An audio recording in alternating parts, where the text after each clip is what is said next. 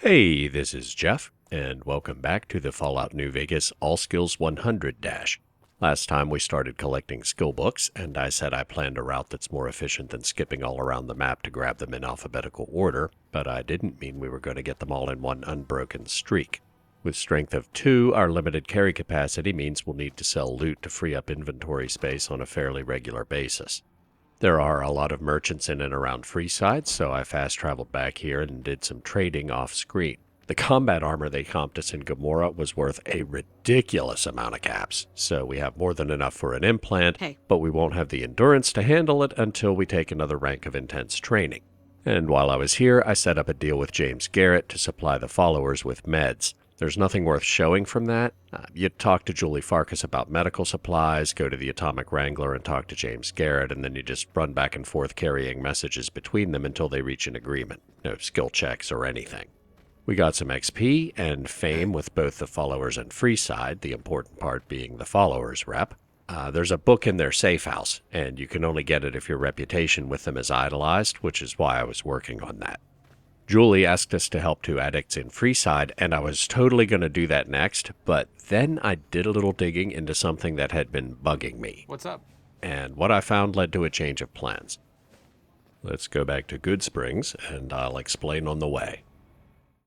We're going into the hills west of town and heading south, hopefully staying high enough to avoid any creatures, characters, map markers, or anything else that might give us XP.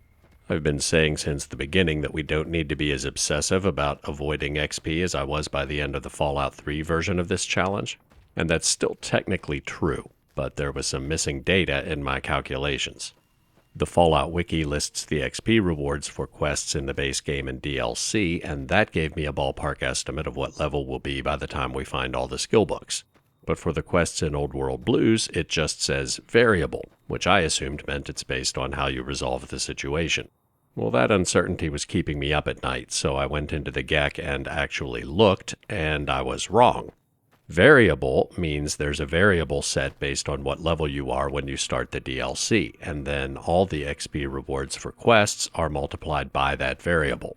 The idea is that low-level characters won't get thousands of XP and jump up multiple levels at a time when they finish DLC quests, and high-level characters won't be disappointed, like 300 XP, why bother? And there are some geckos. I thought we could get above them, but hopefully they won't chase us too far. The wiki also listed predetermined quest XP rewards for Dead Money and Lonesome Road, and the wiki is wrong. I checked them in the GEC, and they use the same variable XP system as Old World Blues. The numbers listed in the wiki for Dead Money are the minimum, what you'd get if you play at a low level. The numbers listed for Lonesome Road are the maximum, what you'd get if you play it at high level. And that threw my estimates for the skill challenge completely out the window. Honest Hearts doesn't matter because while there's a slight chance of finding skill books as random loot in certain containers, there aren't any guaranteed skill books, so we won't be playing that one. Now, the multiplier isn't continuously variable. There's a tier every 5 levels. Bottom line, any DLC will give you over 20,000 XP in main quest rewards alone if you play it at level 45 or above, not even counting side quests or what you'll get from killing enemies, picking locks, and all that. At the other end of the scale, you get the lowest multiplier if you go in below level 5, which fortunately we still are. So I'm putting the books in the base game on hold to minimize the XP we get from the DLC. Our first stop is the Canyon Wreckage, the kickoff point for the Lonesome Road DLC. As the message says, it's the only DLC that lets you return to the Mojave at any time right from the start. The others all require you to finish the whole DLC questline before you can go home. But the variable is only set once when you pick Walk the Lonesome Road and step into the Divide for the first time. So let's do that. Okay, the variable should now be set to the lowest multiplier, and it won't change no matter how many times we travel back and forth. So we're going to immediately step back out and get far enough away from the coyotes to fast travel to the NCR Correctional Facility. It wouldn't have made much difference if I realized my error back in episode 1, because even with the lowest multiplier, there's no way to finish any of the DLC below level 5, even if we did it immediately after getting the intelligence implant. So we can only get the lowest multiplier for Lonesome Road and one other DLC, and a slightly higher multiplier for the third. Since Old World Blues is the easiest to get to without picking up XP along the way, we'll do that first. These tracks run straight from the correctional facility to within spitting distance of the drive-in, so this is the quickest and safest way to get there by far. There's a coyote den along the way, but they won't aggro unless you get too close, so we'll just steer around them when we get there. We'll probably also run into a few scorpions, and they will be hostile, but there's plenty of room to maneuver, so by the time they notice us and give chase, we'll be long gone. Tracks go by Nipton, but nowhere close to the center of town, which is good because I don't want the Legion or the NCR to even know I exist until I'm ready to deal with them. There's the drive-in. Before any DLC was released for New Vegas, there were locations that had map markers but didn't really do anything, so it was kind of like, what's up with that? Then each DLC added something that served as the kickoff point for that DLC, so then you were like, that's why that was there. In the case of Old World Blues, it's a crashed satellite at the drive-in.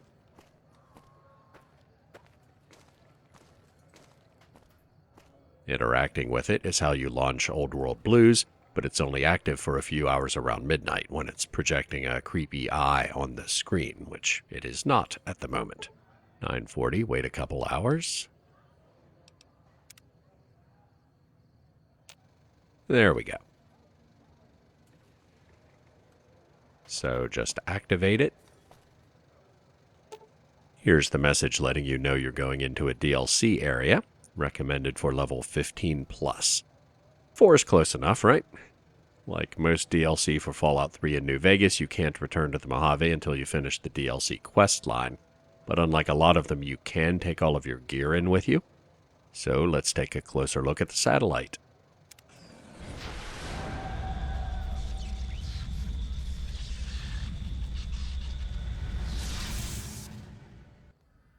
And now we get some lengthy exposition about the backstory of Big Mountain, so I'll see you on the other side. And here we are at Big Mountain. I have a minor dilemma in that Old World Blues is one of my all-time favorite DLCs for any game. I'd feel like I'm not doing it justice with anything less than a full walkthrough, but that's not why we're here. So what I'm going to do instead is take a speedrun approach and ruthlessly edit it down to just the highlights, where the books are, what skills and perks we take when we level up, that kind of thing. First order of business is talking to the brains, who are right up here. I thought I heard the pacification field kick in. All right, shh. Nobody move. I'll handle this. 270 XP. Good. We are getting the lowest multiplier. All we need are the schematics. This does not mean we do not want the cold hard technology, however. Go man your science stations. Go! I am surrounded by children. Since we took the educated perk at level 4, we're now getting 17 skill points per level. And if you're familiar with this DLC, you know there's a quest objective where having a sneak skill of 23 is going to make things really difficult. So I'm going to put all 17 points in sneak and hope that's good enough. The sink is a good temporary player home while you're here. In fact, it's a pretty good permanent home once you're free to travel back and forth. I'll just stash all the books and other excess weight I'm carrying before we get started. Almost everything we need for the skill challenge is on the left side of the map, so I'm going to run down to Higgs Village here and work my way around clockwise. Intruder, you will not escape the eyes of my robo-scorpions or their pincers. And here we get our first look at lobotomites.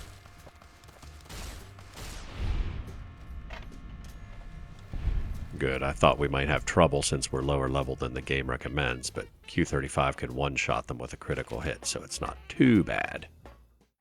Here in Higgs Village House 00, we have a recipe for a repair book. I should probably explain this. Old World Blues only has 3 actual skill books, but there are 13 skill book crafting recipes scattered around, one for each type of book, and that was one of them. Each recipe lets you make 1 copy of a skill book at a workbench. The ingredients for each of those recipes are 25 blank books and 2 Wonder Glue to make 1 skill book. You get blank books from the book chute back at the sink, which converts any type of ruined book into a blank book, 1 for 1. We need a personality module to activate the book chute, and it's here next door in House 101 somewhere. Light might help. There it is. And since we'll need 325 ruined books to make the full set of skill books, and Higgs Village is one of the most concentrated sources of ruined books in the game, we should pick up all those too. There's the science book recipe in House 102. In House 103, we have the medicine book recipe. And there's the speech book recipe in House 104. Intruder, return what you have stolen from X2! Well, that didn't go exactly as planned. I wanted to hit X2 while I was in the neighborhood, and I knew a bunch of robo-scorpions spawn after you grab the antenna, so I was going to use the perimeter barrier for a free teleport back to the sink, but apparently I went the wrong way because I do not see it. Lobotomites level up as soon as we're out of combat, but if I keep running, I'm just going to keep finding more enemies.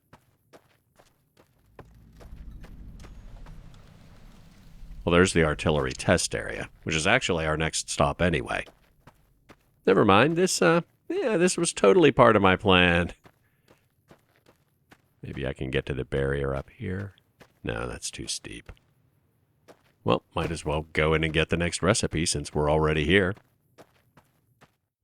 If the lobotomites want to keep following me in here one at a time, that works for me.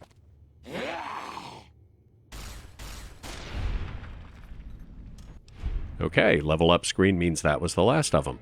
Now, playing on very easy just about compensates for the fact that we're 10 levels below what the game recommends for this DLC, but I could really stand to be doing more damage. Let's put it all in energy weapons.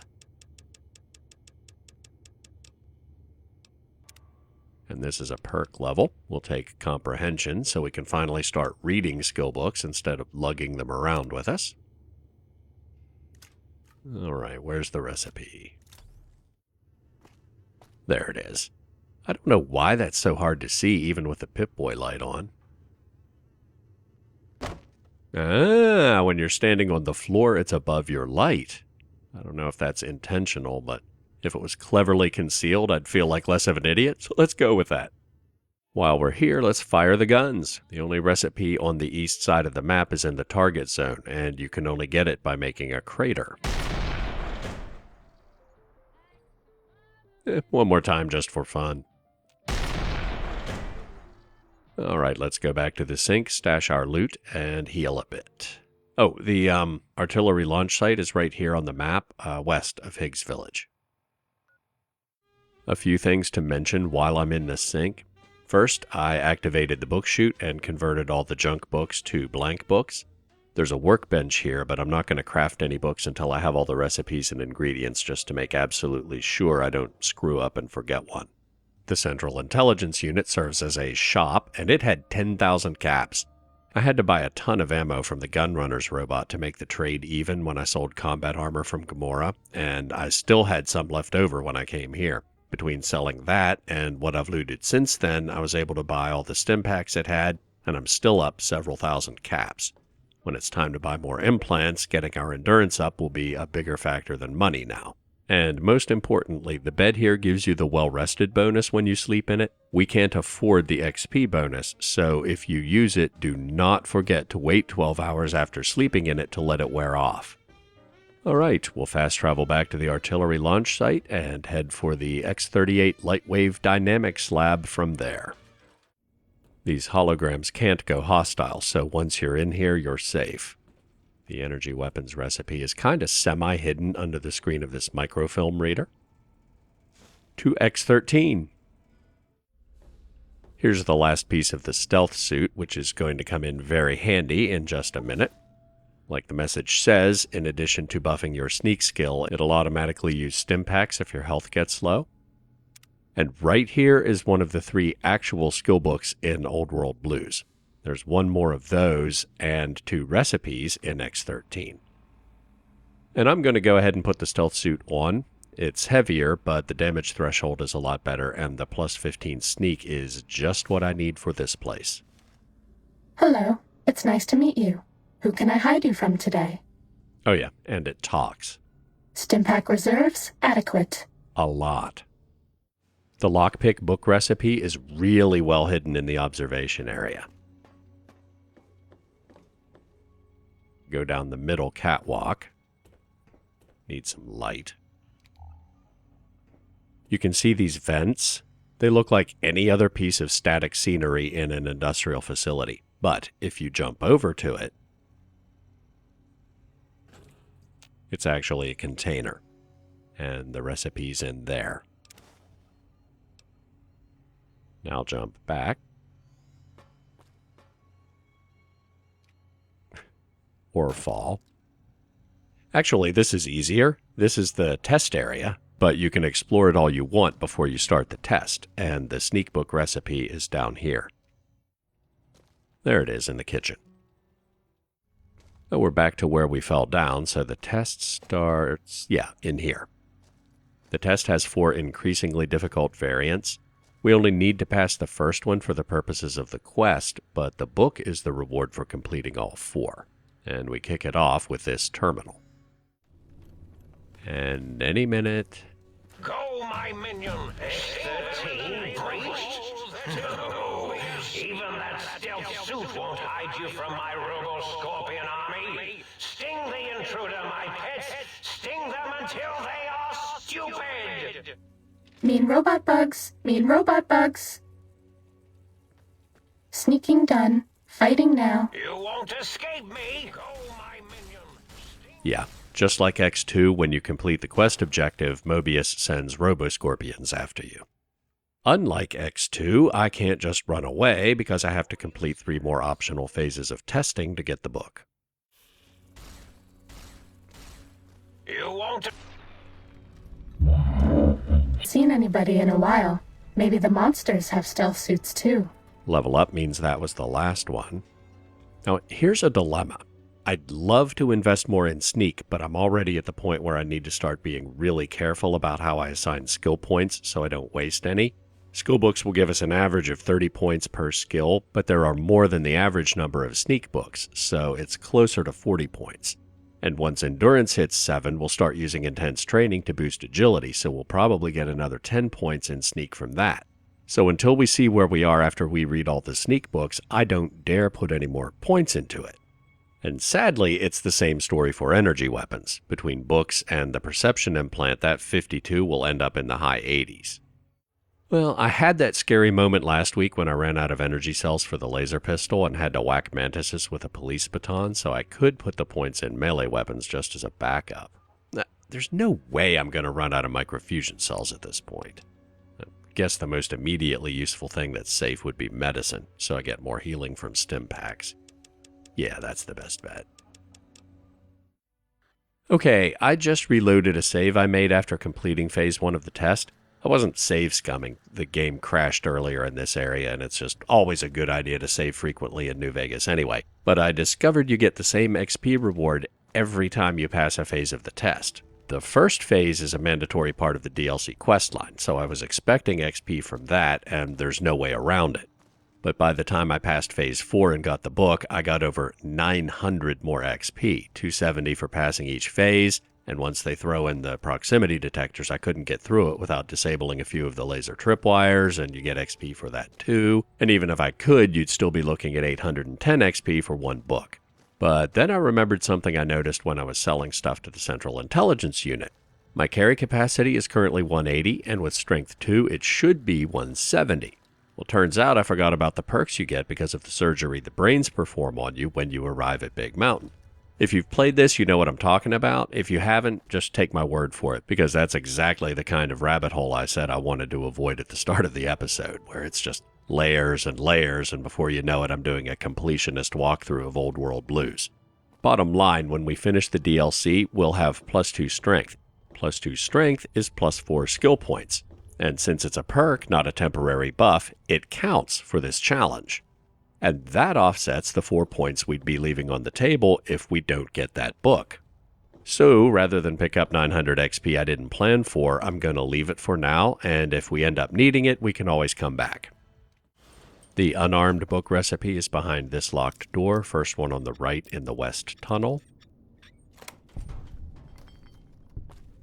Right here.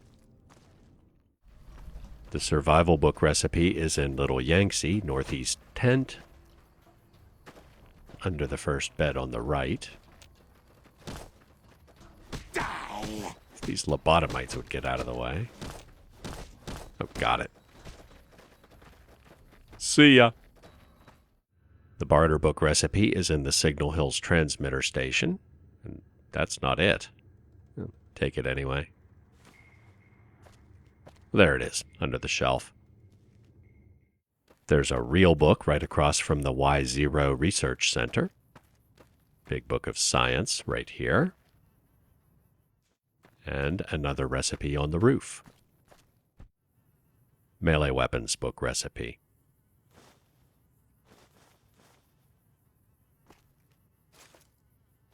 The last two things we need are in the southeast part of the map, not far from Higgs Village, but I'm going to stop at the sink and drop off loot on the way. Talking about the surgery reminded me we need the personality module to activate the auto dock in the sink for several reasons. It's on the catwalk in the Y17 medical facility. I can't see, but yeah, I got it. And last but not least, the guns book recipe is next door in a footlocker in the X7B target zone at the bottom of a crater we made when we fired the artillery over at X7A. Not that one. Gotta remember to take stimpaks manually. I switched back to the leather armor because it weighs less, even though I kind of enjoy the stealth suit's banter. There it is. Ow. I'm going to grab this and beeline for X8. We already have everything we need for the skill challenge, but X8's the next objective in the main quest, so gotta do it. I think this is the last one. Yep. Well, that police baton saved me a lot of trouble when I ran out of energy cells in Vault 11. If I run out of microfusion cells at this point, something has gone horribly wrong, but I guess it wouldn't hurt to have a backup plan. Melee weapons it is. And for the perk, we can definitely afford another implant when we get home, so take intense training and put it in endurance. We are reading increased levels of berserkity and securitrons from the deconstruction plant. Most creatures in the Mojave will always stay within a certain distance of the area they call home, and if you run away from combat, they'll give up the pursuit if you get outside that radius. I'm not sure if that applies to the Robo-Scorpions, because Mobius deploys them after you complete each of the 3 main quest objectives. They don't normally live in those areas. But even if they don't give up, I don't think they can follow me into the sink. There we go. They either gave up or their pathfinding AI got confused when it jumped off that cliff and they got far enough behind that I was technically out of combat. So it occurred to me after I put all those points in melee weapons that melee weapon damage is based on strength and mine sucks, whereas unarmed is based on endurance, which is mediocre right now, but will be at least 8 by the time we're done. So that Saturnite fist I picked up might be a viable backup weapon. So now all we need to do is talk to the brains and head for the Forbidden Zone. Mobius has way more hit points than you'd expect, and he spawns a swarm of the toughest Robo-Scorpion variants if he goes hostile, so we need to one-shot him. You might think from the stats you can see in the Pip-Boy that the Lair would be a better choice, but its hidden drawback is that it has really low critical damage, and the Q35 has really high critical damage. So we'll use a Stealth Boy to guarantee a sneak attack critical and take some Psycho for another 25% damage boost. We have a few stimpaks left if this goes wrong, and we'll go shoot him in the back. Now, on one hand, I generally prefer nonviolent solutions, and Dr. Mobius is hilarious. On the other hand, killing him is less XP than all the speech checks it would take to talk him down.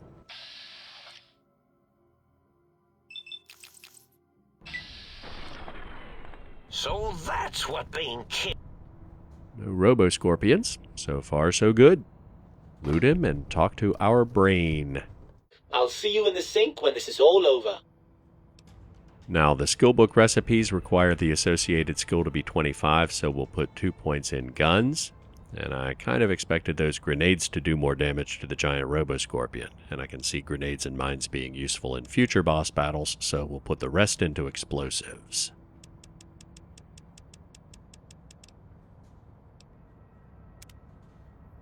And we have enough money for 2 implants when we get home, so we need another point of endurance.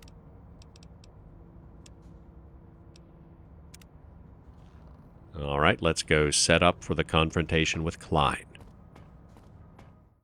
First things first, we now have all 13 skillbook recipes, so we'll make them and read them. Crafting them all will require 325 blank books and 26 wonder glue.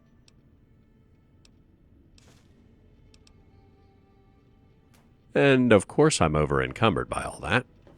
Like I said, we could have done this as we found them, but this way I know for sure I didn't forget one. Next up, our missing body parts.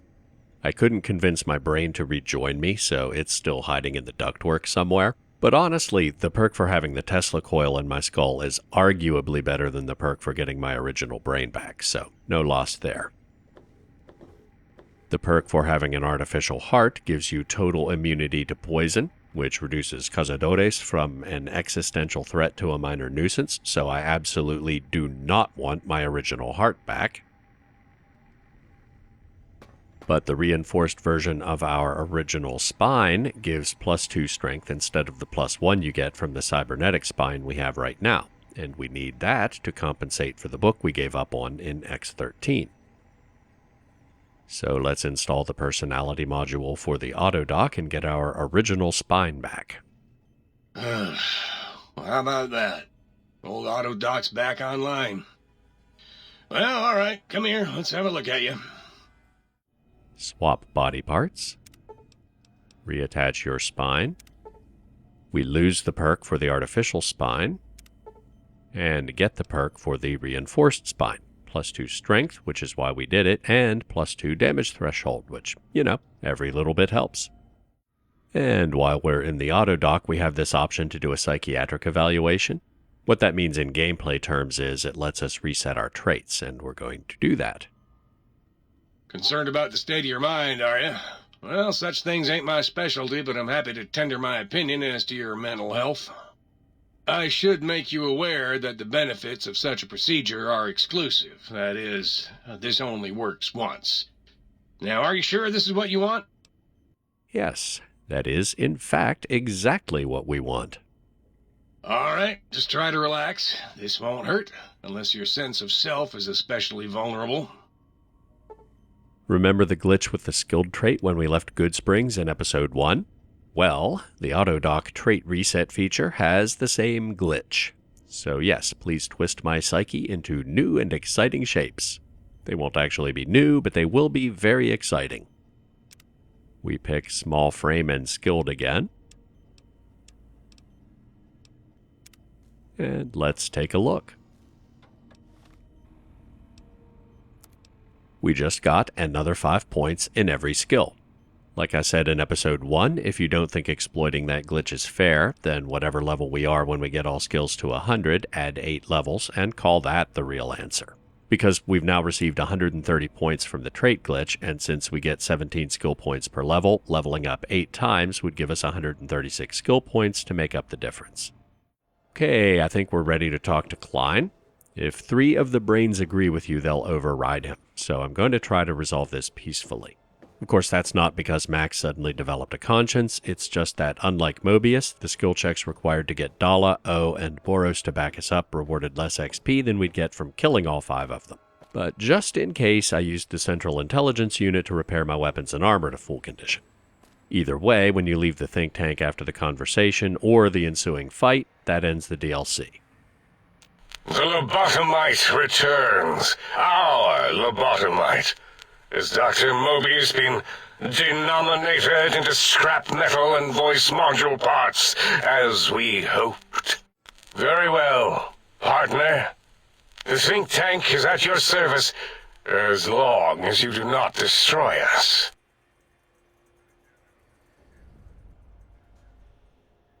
Now when we leave the think tank, that starts the ending slideshow.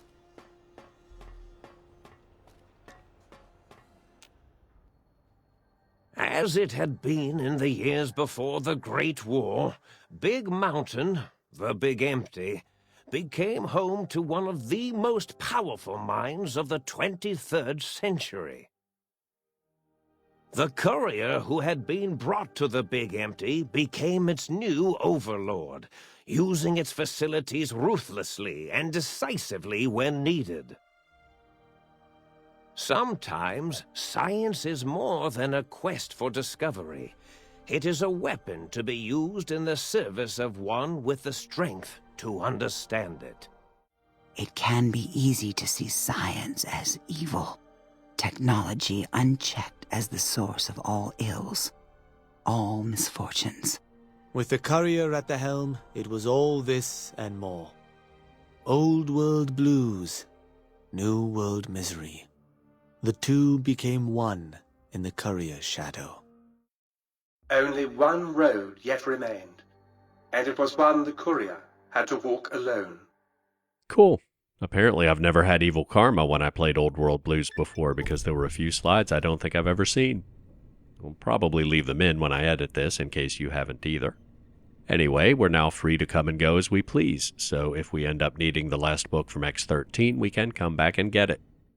Like I said earlier, this is actually a really nice player home, so I left anything I won't need on a day-to-day basis in the footlocker.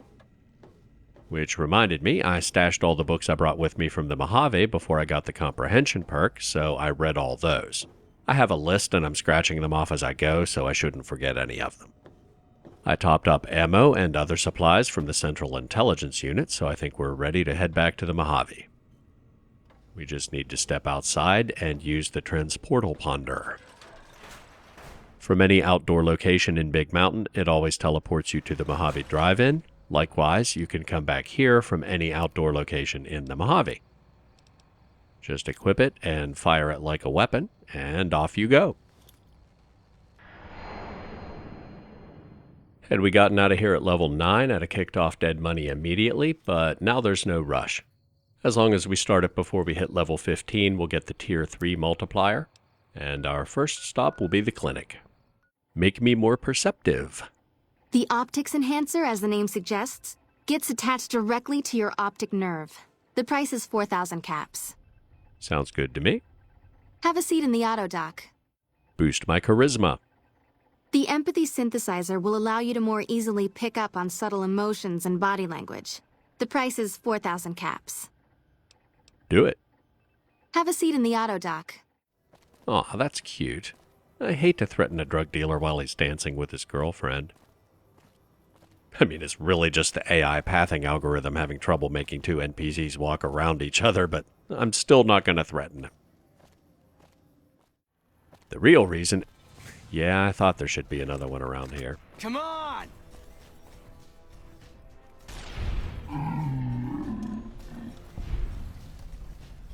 Bang, bang, bang, bang, bang! Kid sees enough people get killed on this corner that it just isn't even traumatic anymore. Anyway, the real reason I didn't hassle Dixon is I'm getting increasingly nervous about XP. I checked before and after Old World Blues, and we got almost 6,700 XP while we were there. Between books, book recipes, the reinforced spine perk, and the autodoc trait glitch, we got about 200 skill points. Less than 35 XP per skill point, totally worth it. I was only doing high times to gain followers rep so we could get a book from the safe house. The quest reward is 500 XP, and that's not worth it for 4 skill points, especially when there are other ways to boost our rep with the followers. So remember how I said I wasn't going to be as obsessive about XP as I was in the Fallout 3 run? Yeah, I was wrong. One way to do it is donating medicine. You can still do this even after you set up the deal with James Garrett, and there's a wrinkle to it that's worth showing.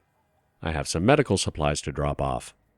Great. What do you have? She'll take Med-X, Radaway, or Fixer. Apparently I don't have any Fixer, but I rarely use Med-X, so I have tons of that. The giant Robo-Scorpion burned most of my Radaway, but I have a little bit of that left, too.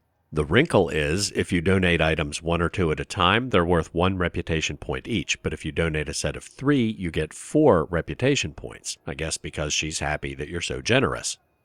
How much do you have to donate? 3. Thanks. Anything else? Rinse and repeat. It looks like we've got enough medics for the moment, but it always helps to be prepared with a backup supply. How much do you have to donate? Never mind. What do you want to talk about? Once you donate 10 or more items of any one type, it unlocks some new services and dialogue, and we're liked now, but not idolized yet. I have some more medical supplies to drop off. Good to hear. Oh, by the way, I got a shipment of magazines from home I'd be willing to sell if you're interested. Yeah, selling skill magazines is one of the new services I was talking about. Let's donate some more stuff. Want to buy medical supplies? Here is what we have available. The donations are separate from her barter menu. Like, you can see she doesn't have any of the med-X we donated, but she does have 7 Radaway.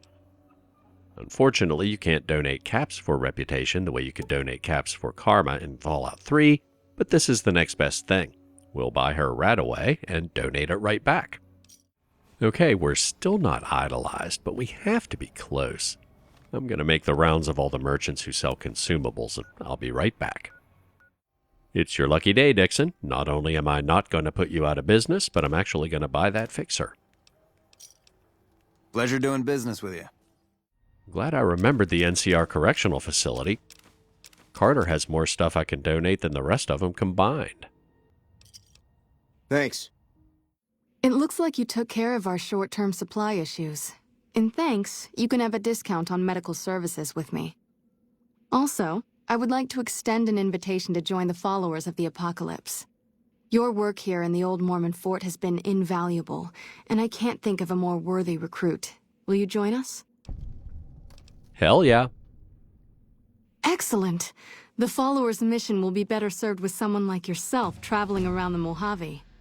As a representative of the followers, I present you with your very own lab coat. Wear it well, and may it aid our cause. Also, before I forget, here's a key to a safe house you can use to rest if you happen to be in the area. I'll just mark it on your map. And that's what I was after. Goodbye. I didn't realize you get XP for joining, but we would have gotten that either way. Donating 30 items at 9 XP per item is still a lot less than we would have gotten if we completed high times to get the rep. And it's getting to the point where I need to worry about how many skill points we still have to get from books, because if we get a skill to 100 by leveling up, and there's still a book for that skill we haven't collected, we'd be wasting 4 points. Guns and survival look like good candidates, but we'll also get more points in guns when we use intense training to boost our agility, whereas survival's based on endurance, and our endurance is almost as high as it's going to get right now. Plus, there are fewer copies of the Wasteland Survival Guide in the game than there are guns and bullets, so I think that's the safest bet. Evening. Okay, we were supposed to be collecting skill books from the base game, and then I got distracted with followers rep because already having the safe house key will save us a trip when we get there, and then I got worried about the XP reward for completing high times, and when I got serious about extrapolating our XP budget, that's when I realized I had to do Old World Blues immediately. Anyway, this feels like a good place to call it a day. Hopefully we'll collect all the skill books from the base game next week. I forgot the obligatory viewer engagement plug last time. I'm so bad at this. There are lots of places you can look up how to power level and farm XP, but not that many tell you how to do the opposite. If you have any tips on how to avoid XP, let me know in the comments. And of course, like the video, subscribe if you haven't already, and I'll see you next week.